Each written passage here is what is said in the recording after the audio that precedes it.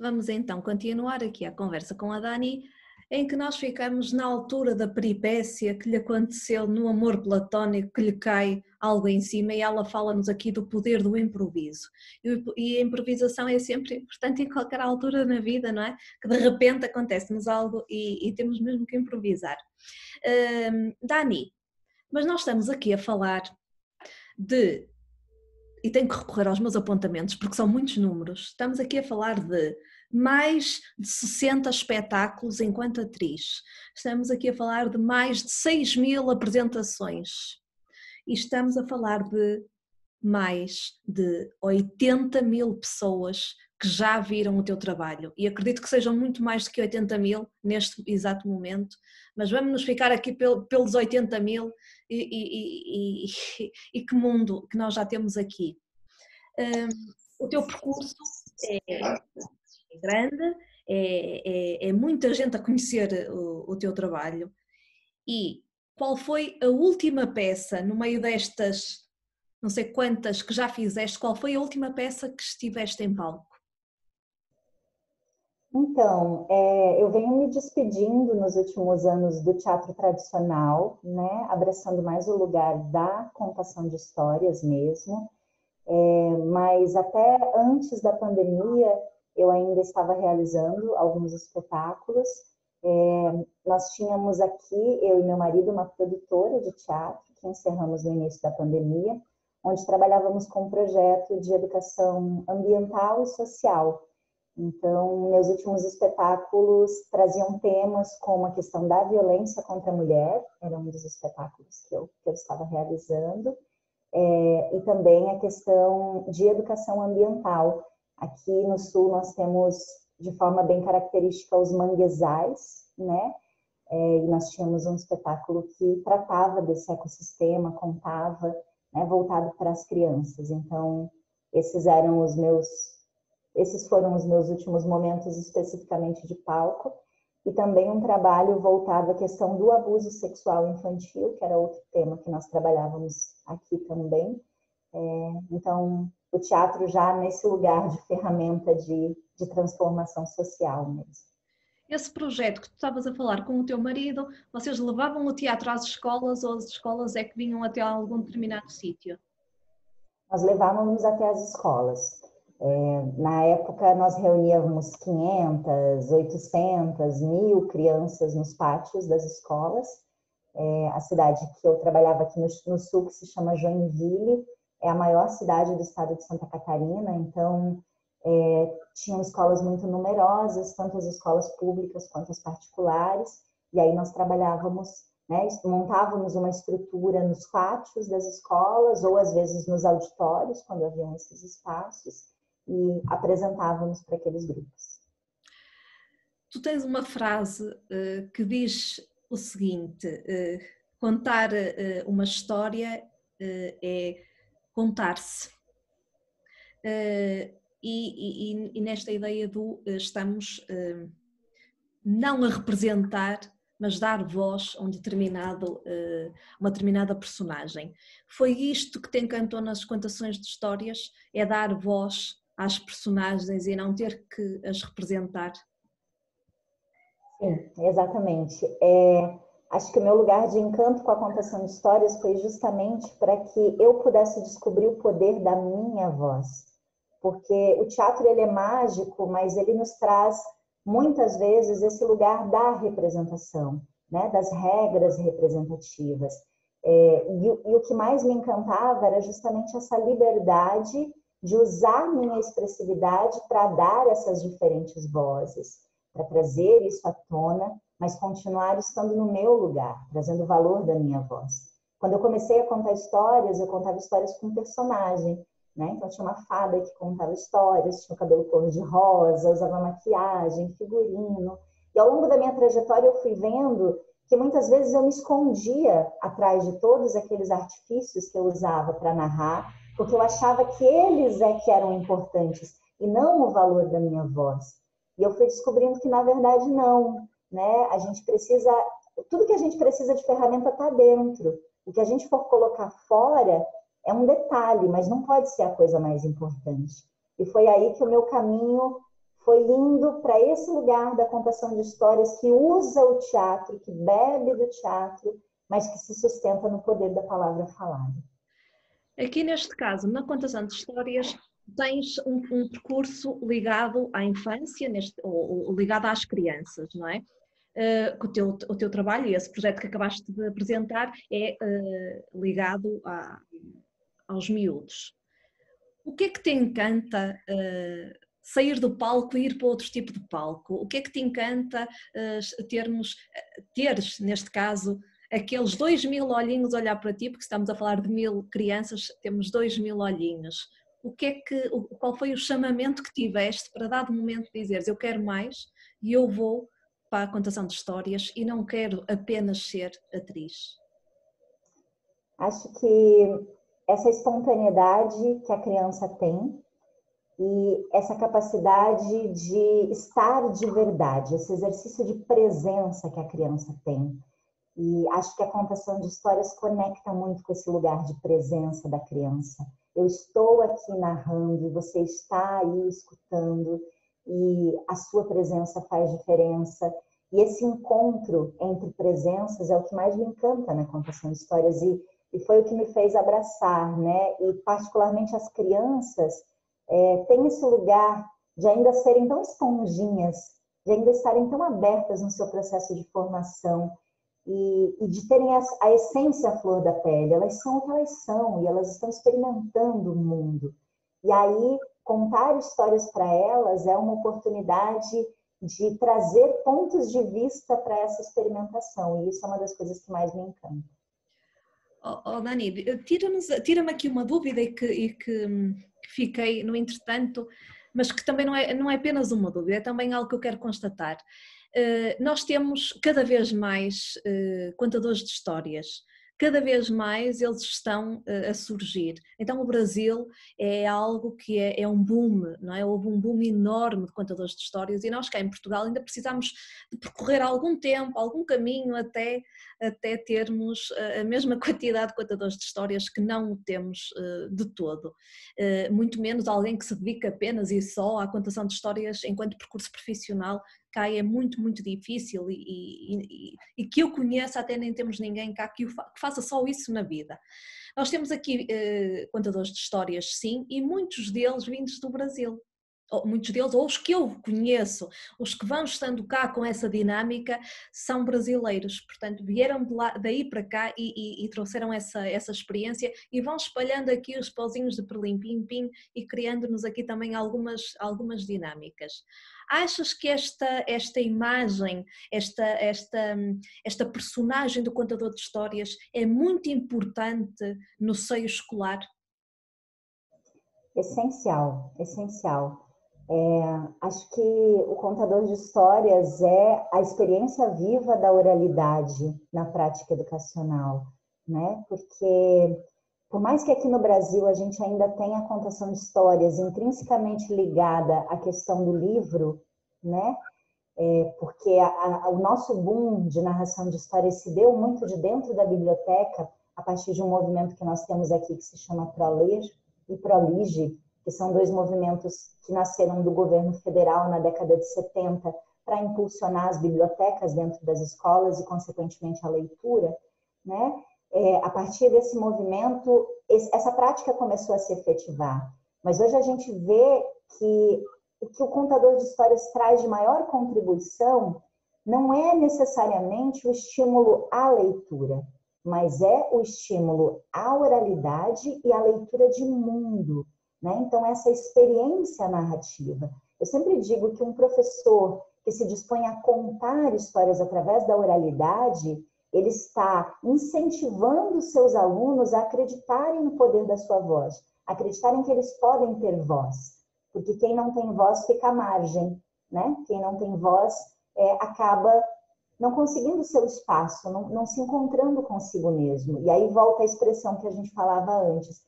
Então, eu sinto muito no Brasil que a gente tem basicamente dois polos.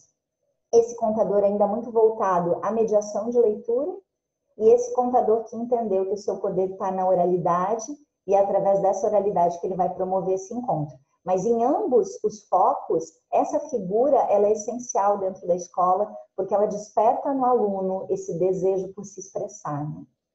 E, Dani, achas que nós temos que ser atrizes para sermos contadoras de histórias? Ou todas nós podemos, a dado momento do dia, de repente a gente lembra-se de contar uma história aos nossos meninos? Achas que nós podemos fazer isso em qualquer altura do dia? Com certeza, eu diria mais, todas nós já somos contadoras de história. A única questão é que a gente não sabe lidar com o fator exposição. Às vezes não acontece com vocês de, se é para contar para os meus filhos, está tudo bem. Se é para contar ali para os alunos, para os miúdos, está tudo bem, né? Mas se eu tiver que contar aqui no grupo para as colegas, aí eu já não consigo, né? Se eu tiver num grupo de adultos, eu já não consigo. Então, na verdade, a expressividade ela é passível a todos nós. Nós somos seres únicos, expressivos e com muita história para contar. A grande questão é que normalmente a gente não acredita que pode, né? Dani, e tu achas que é necessário um contador de histórias ter aquela decoração toda, chamemos-lhe decoração, porque agora está-me a faltar a palavra certa.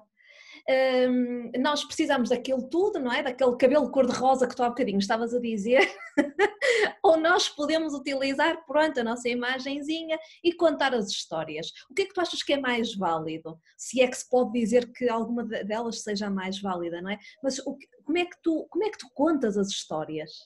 Tens artifícios ou não tens artifícios? Usas assim o teu cabelinho cor-de-rosa ou usas esse maravilhoso cabelo que tens? De teu, sem ter que recorrer a uma peruca ou pior, pintarmos o cabelo de uma outra cor qualquer? Eu acho que o primeiro passo é descobrir que tipo de contadora de histórias você é. Porque aí a gente sabe o que a gente quer usar. Eu sempre digo que não tem nada errado usar nada, mas a gente só pode usar aquilo que vai potencializar a nossa expressão e não ao contrário. Né? Vamos fazer um exemplo. Eu vou contar a história dos 3 porquinhos. Aí eu acho que para essa história funcionar, eu tenho que construir todas as casas dos porquinhos, eu tenho que ter os porquinhos, eu tenho que ter o lobo. Aí a hora que eu vou contar, eu me atrapalho, a casa cai, o negócio dá errado, e aí eu já digo, não dá certo esse negócio, por isso que eu não posso contar, porque eu não tenho o que precisa para contar. Só que, na verdade, você não precisa das casas. Você pode usar. Se você sentir que a casa vai te ajudar na tua narrativa, mas se ela vai te atrapalhar, não precisa, só porque alguém disse, né? Eu devo ter passado mais ou menos uns 8 anos da minha trajetória contando com todo esse artifício, com personagem, com maquiagem e tudo mais. E foi chegando uma hora, quanto mais eu estudava sobre narrativa, mais eu via que aquilo sobrava, que aquilo não era necessário. Né? Então, na minha trajetória hoje, quando eu estou num espetáculo mesmo, o máximo que eu tenho é uma mala, né? Eu sempre gostei muito do símbolo da mala, e lá eu tenho um ou outro objeto que eu gosto de utilizar para quê? Para uma coisa que eu chamo na minha pesquisa de sugestão imagética. O que é a sugestão imagética? É eu estimular a imaginação de quem está me ouvindo através daquele objeto, né? Então, se eu pego um chapéu, esse chapéu pode ser o que vai pontuar o lobo. Eu coloco um chapéu preto e aí abaixo a minha cabeça e faço um au, pronto. E já é suficiente para que cada criança imagine o lobo dela. Porque quando eu dou a imagem pronta, eu estou talhando a expressividade e a imaginação daquela criança. Hoje nós lidamos com todos esses eletrônicos, com toda essa informação, ainda mais na pandemia, a criança está lotada de imagens prontas, lotada. E aí não desenvolve a musculatura, o músculo da imaginação, como eu gosto de chamar, né? Porque não imagina. Então, eu penso muito que o contador de histórias tem que olhar para si. Então, quando eu assumi o meu cabelo, descobri ele do jeito que ele é, cacheado, né? Gosto de mantê-lo vermelho porque tem a ver comigo, com o que eu gosto. Descobri o tipo de roupa que eu gosto de usar para contar. Descobri quem eu sou, né? Que imagem é essa que eu quero passar? E é sempre desse jeito que eu vou contar, do meu jeito, com a roupa que eu já estou, né? E aí eu uso pequenos elementos. Eu sempre tenho um instrumento musical por perto, um pandeirinho, um tambor, porque eu gosto muito da música, sempre associo música às minhas histórias. E aí, nesse desenho todo, eu vou encontrando as ferramentas que funcionam para mim. Então, quando eu trabalho com formação de contadores de histórias, eu sempre vou nesse lugar. O autoconhecimento é o primeiro passo. Você saber o que funciona para você. Aí, se funcionar para você, vai fazer sentido. E sair daquele lugar de cópia, né? Porque às vezes a gente quer copiar. Nossa, aquele contador conta tão legal, quero contar como ele. E aí eu digo assim, você nunca vai contar como ele, porque você não é ele. Então, não tem como. Você tem que descobrir aonde está o teu valor, né? Porque se você abraça o teu valor na comunicação, aí os recursos vão funcionar, senão eles não vão funcionar. Minhas meninas que estão a ouvir isto, estão a ver, podem ser contadoras a qualquer momento do dia, até de pijama, podemos ser contadoras de histórias. Não temos que, não é aquilo que às vezes nós vamos falando, dos recursos e dos materiais que nós precisamos. Mas também se na hora vos deram uma coisinha que querem contar e não têm nada, olhem, sigam os conselhos da Dani, de repente nós conseguimos fazer algo, conseguimos contar a história e corre bem com toda a certeza. E pegando aquilo que a Dani estava a dizer, que há pessoas que utilizam de facto muita caracterização e de tanta caracterização, o que eu sinto, Dani, e se eu estiver errada, corrijam-me por favor, é que depois o próprio espectador, a própria criança vai ficar a olhar para tudo o que a pessoa tem e nem sequer prestou atenção à história, porque vai distraí-la. Mas a Dani poderá explicar-nos isso melhor, porque eu não sou propriamente entendida aqui nesta matéria. Muito pertinente isso que você traz, Joana, tem tudo a ver, porque o que acontece? Quando a gente vai se colocar para um público, é importante a gente pensar que existem camadas de leituras, meninas. Né? Então, por exemplo, assim, vamos pegar um clássico, os filmes da Pixar, eles são filmes que trabalham muito com essas camadas. O que essas camadas querem dizer? Que se eu for contar a história para crianças de 0 a 3 anos, por exemplo, o que chama a atenção delas? Não vai ser o meu discurso, não vai ser a minha palavra, porque ainda é algo muito distante para elas. Elas prestam atenção o quê? Nas cores, né? Nos sons, porque elas estão se despertando para o mundo, despertando a sua expressividade. Então, se eu estiver contando histórias para esse público, obviamente eu vou pensar nos recursos internos e também externos focados na imagem e no som. Então, na minha expressividade, nas cores que eu vou utilizar em algum objeto ou não. Eu, por exemplo, gosto muito de usar tecidos quando eu conto histórias para esse público, para crianças bem pequenas, né? E eu vou também pensar nos sons, nos instrumentos musicais, nos barulhos, né? Aí, se são crianças um pouco maiores, até 6 anos, elas estão encantadas pelo mundo dos personagens. Os personagens é o que interessa para elas, né? Então, os animais, eles amam os animais nessa fase. Então, aí eu vou focar o quê? Nos personagens, na representação desses personagens, através do meu corpo e da minha voz. Talvez, sim, em um boneco, em algo pontual que vai estimular, desde que isso não atrapalhe a minha expressividade, né? Aí com crianças maiores, a partir dos 7 anos, o que elas querem? A história, o conflito, né? O que acontece? A briga, a luta, né? Eles querem saber disso. Aí então a gente vai focar nesse enredo, nessa história, nessas palavras. E o que os adolescentes e os adultos gostam? Daquilo que está por trás da história, da piadinha, da entrelinha, da citação. Então, por que os filmes da Pixar são tão maravilhosos? Se a gente pegar um exemplo clássico como Shrek, por exemplo, né? A gente tem todos esses níveis de leitura. Então, a gente vai ter lá as imagens muito fortes, os sons muito pontuais, os personagens muito bem estruturados, trazendo os clássicos. A gente vai ter o conflito entre eles, a luta que eles apresentam clara, e vão ter várias piadinhas por trás. Por isso que uma criança de 2 anos e um adulto param do mesmo jeito para assistir um filme como Shrek. Né? Então, essa é a nossa busca. Então, a gente pode contar a mesma história para todos os públicos? Pode, desde que eu vá mesclando essas camadas de leitura. Estarmos atentas ao meio, que hoje passamos a vida a falar, hoje na nossa aula falamos do meio e já temos falado outras vezes, a importância do meio, percebermos com quem é que nós estamos e adaptarmos às circunstâncias. Dani, mas tens uma outra tarefa na tua vida, porque tu tens aqui uma outra dinâmica enquanto contoterapeuta. explica-nos como é que nós temos uma terapia através dos contos.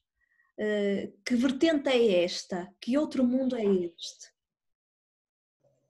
Então, eu cheguei nesse lugar justamente quando eu comecei.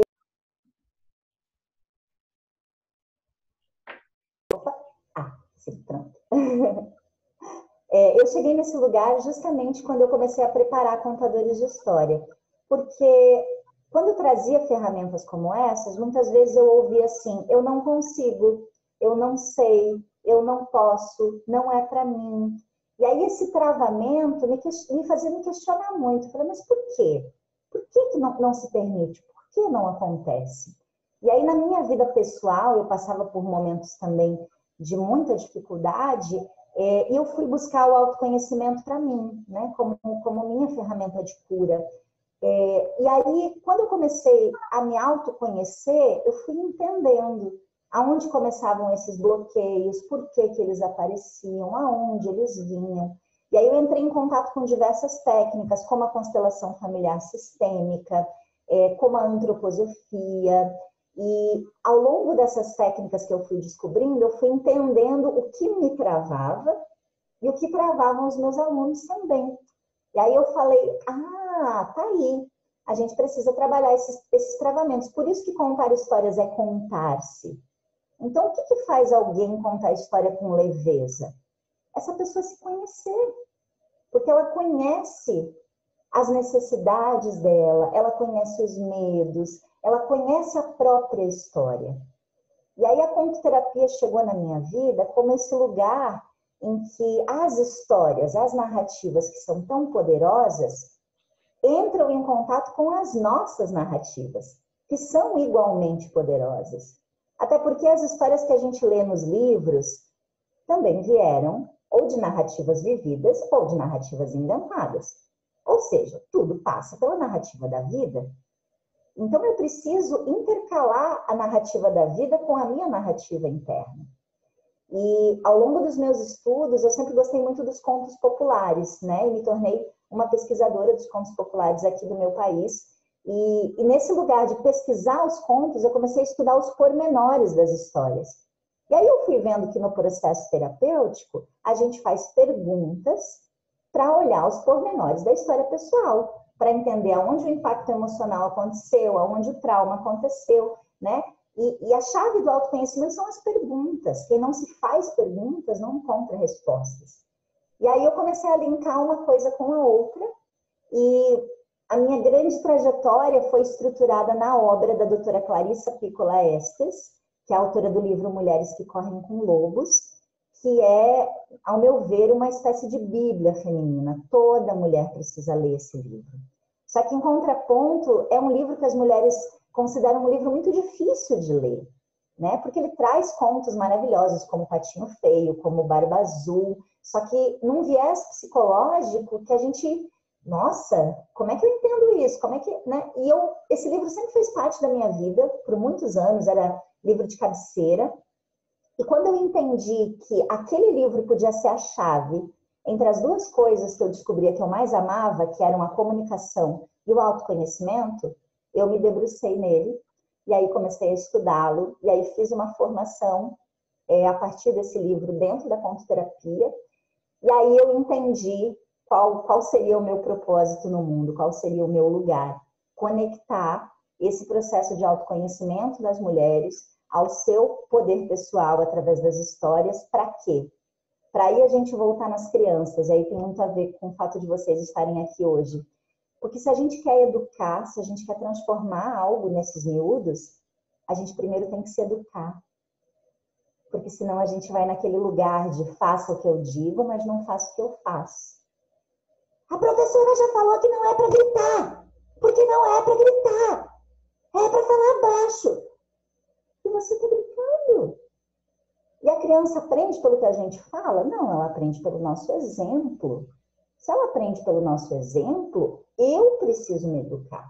Eu preciso trabalhar o meu pensar, o meu sentir e o meu agir de forma harmônica na minha vida, cuidando da minha história, para eu conseguir trazer algo para as crianças, né? E eu tenho 2 filhos em casa, então eu vivo diariamente essa aventura, né, de educar dois seres, e eu digo, não tem escola para pai e mãe, então a gente vai na tentativa e erro, é uma doideira, né? E aí nesse processo eu entendi que cuidar da minha história de forma terapêutica, olhar para os travamentos, o que está lá que eu não quero ver, do mesmo jeito que na história do Barba Azul tem aquela porta que não era para ela abrir, né? Será que não era para ela abrir mesmo? Por que a gente tem tanto medo de olhar para certas coisas na nossa vida, né? Então, essa catarse que o conto nos traz, da gente olhar para o conto e olhar para a nossa vida, é o que faz o bálsamo acontecer, né? E aí a diferença entre bálsamo e remédio, meninas. O que o remédio faz? Ele vai lá e trava a dor, né? Ele neutraliza a dor. Estou sem dormir, tomo um remédio para dormir. Eu durmo. Mas se eu tirar o remédio, eu não durmo mais. Então, o remédio ele não resolve. Ele cria, né, uma situação ali para você conseguir dar conta. Só que o que o bálsamo faz?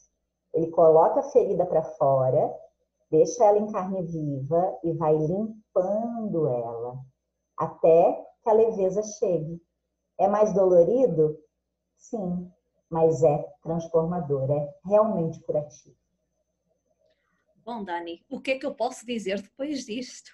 É que sejamos todas um bálsamo aos locais onde a gente chega e as atividades que a gente desenvolva, que seja não um remédio, mas um bálsamo, porque ainda além de toda essa parte terapêutica do bálsamo, ainda temos bálsamos que são cheirosos e, portanto, ainda perfumam os sítios, ainda perfumam os espaços. Temos aqui uma situação muito, muito interessante e aqui uma analogia muito interessante que a Dani acabou de fazer e por isso, meninas, nós temos aqui, nós que também estamos ligadas aos meninos e aos jovens, temos aqui todo um processo enorme e às vezes esse processo está mesmo dentro de nós e a gente às vezes esquece que é a partir de nós, não é, que tudo acontece e que as coisas acontecem de uma forma muito positiva. Mas Dani, tu também neste momento trabalhas muito com mulheres, o porquê de estares a trabalhar com todas nós, não é? Com todas nós mulheres, o que é que te cativa nessa parte? Nós somos a força motriz do mundo, né? Todo mundo ou é uma mulher ou nasceu de uma. Então tudo gira em torno de nós. E acho que por muito tempo ao longo da história a gente esqueceu disso, né? A gente vem de uma estrutura social, de um patriarcado muito forte, que reduziu o nosso papel a um lugar muito pequeno, e a gente precisa retomar o nosso lugar de poder, né? Se a gente olhar para as civilizações antigas, para as deusas, né? Essa força feminina que sempre conduziu o mundo e que, de repente, quando chega a propriedade privada, né? Quando eu quero garantir a herança, o que acontece? A mulher tem que casar e tem que ficar dentro de casa porque eu tenho que garantir que esse filho seja meu para eu deixar a herança, né? Então, essa estrutura que condensa essa mulher nos trouxe séculos e mais séculos de submissão, né? Mas uma submissão em que a gente também não perdeu a nossa força, porque olhando para as nossas mães, para as nossas avós, para as nossas bisavós, o quanto essas mulheres foram incríveis, o quanto elas suportaram, aguentaram tanta coisa para que a gente pudesse estar aqui hoje, né? Então, essa minha escolha por trabalhar com mulheres é que, quando eu vi o poder que o autoconhecimento e a comunicação têm nas mulheres, e o quanto está na mão das mulheres transformar o mundo e não dos homens. Os homens precisam da gente, porque nós temos muito mais iniciativa do que eles. Vocês podem ver, em processos de autoconhecimento, sempre estão mulheres primeiro. As mulheres vão em busca, as mulheres estão dominando a educação. Por quê? Porque nós temos essa força motriz. Então, abraçar o nosso poder é transformar o mundo para algo que a gente queira. Então, por isso a minha escolha e o meu foco, continuo trabalhando com crianças e adolescentes, mas pensando que quanto mais essas mulheres estão fortes, mais essas crianças e adolescentes também vão estar. Este trabalho que a Dani desenvolve, é possível vocês continuarem a acompanhá-lo. A Dani tem a sua conta do Instagram, basta procurarem Dani Pamplona, que encontram de imediato a Dani. E bem, por estarmos a falar... Estávamos a falar aqui na parte feminina, no quanto nós somos importantes e eis que temos um homem a chegar até nós na parte em que ele não ouviu. Não ouvi nada. Eu cá estou outra vez e agora vou ficar por aqui um bocadinho, eu vou estar virado para ali, mas vou estar com os fones ligados para ouvir, porque acabei agora a ronda da tarde, porque depois eu entro nas turmas, destabilizo aquilo tudo, não é? Destabiliza-se aquilo tudo, depois começa-se a fazer perguntas e não sei o quê, não sei o quê, não sei o quê, pronto, e então acabei a ronda, o pessoal ficou todo contente, e agora aqui venho, que eu disse cá vim e agora vou ficando por aqui, eu vou estar a ouvir, assim vou aproveitando que eu tenho aqui umas coisas para fazer, portanto vou estar a ouvir, e se eu tiver alguma questão, também coloco. Claro, sim.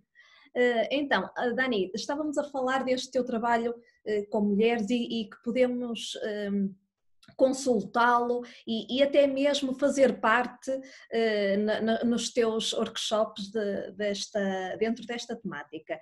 O que é que tu tens visto mais? As mulheres procuram cada vez mais assumir o seu papel, cada vez mais esta busca do conhecimento de si próprias. Porquê? O porquê deste crescendo, até porque tu nos teus próprios workshops vais tendo um crescendo de mulheres, não é? Cada vez tens mais mulheres a participarem e cada vez mais mulheres interessadas na temática. O que é que tu sentes? O que é que está a acontecer para que a mulher faça esta procura?